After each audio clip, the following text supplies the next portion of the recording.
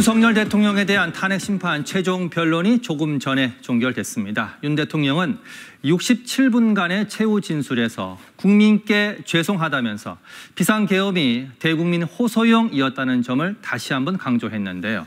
복귀할 경우에 자녀 임기에 연연하지 않고 개헌을 추진하겠다는 의사도 밝혔습니다. 첫 소식 최유경 기자가 보도합니다. 비상계엄 선포 84일 만에 윤석열 대통령에 대한 탄핵 심판 변론이 종결됐습니다.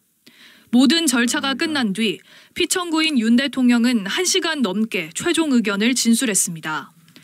윤 대통령은 비상계엄이 망국적 위기 상황을 알리려는 대국민 호소였다는 점을 재차 강조했습니다. 군의 임무를 경비와 질서 유지로 제한했고 일반 시민 피해도 전혀 없었다는 겁니다. 국회의원 체포 지시를 한 적이 없고 계엄 당일 국무회의 역시 적법했다고 주장했습니다. 이미 많은 국민과 청년들이 상황을 직시하고 있으니 계엄의 목적을 상당 부분 이뤘다고도 했습니다. 계엄의 배경으론 야당을 지목했습니다. 간첩과 반국가 세력의 실체가 확인되지만 야당의 입법과 예산 삭감으로 이를 막을 방어막은 약해졌다고 지적했습니다.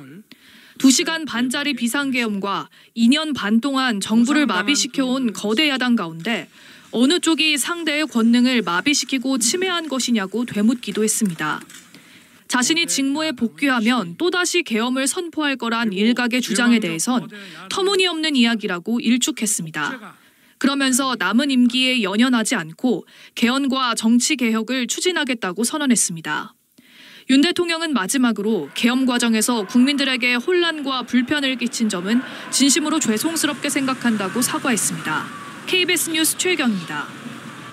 정청래 국회 탄핵소추위원단장도 40분간의 최후 진술을 통해서 윤 대통령의 비상계엄 선포는 헌법과 민주주의를 말살하려 한 내란 행위임을 지적했습니다. 그러면서 윤 대통령을 파면해 일상을 회복하고 헌법을 수호해야 한다고 강조했습니다. 계속해서 공민경 기자입니다. 국회 탄핵소추단을 대표하는 정청래 법제사법위원장은 지난해 12월 3일 밤 모든 국민이 생중계로 국회를 침탈한 무장계엄군을 봤다는 말로 입을 열었습니다. 정 위원장은 그날 있었던 비상계엄이 민주주의를 짓밟고 헌법을 파괴하려는 친위 쿠데타이자 내란 행위였다고 짚었습니다. 계엄 선포는 명백한 위법, 위헌행위라는 점도 분명히 했습니다. 비상계엄 선포의 전제 조건인 전시사변에 준하는 국가 비상사태도 아니었고 정상적 국무회의를 거치지도 않아 절차적 정당성조차 갖추지 못했다는 겁니다. 정치활동을 금하는 포고령 발표부터 국회 봉쇄와 선관위 침탈, 정치인 등 체포 시도까지 모두 내란죄에 해당한다고 지적했습니다. 계엄 해제 이후엔 법관이 발부한 체포영장을 거부하고 지지자를 향해 국가 혼란을 부추기며 법 집행을 무법천지로 만들었다고도 꼬집었습니다. 비상계엄 선포는 결국 윤 대통령 마음에 들지 않는 인사들에게 반국가 세력이란 허울을 씌워 씨를 말려버리려 한 거 아니냐고도 했습니다.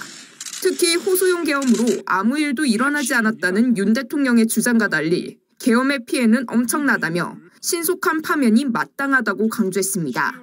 정 위원장은 윤 대통령을 몽상에 빠져있던 권력자로 부르며 권력자가 무너뜨리려 한 평화로운 일상을 회복해야 한다며 헌재의 윤 대통령 파면을 촉구했습니다.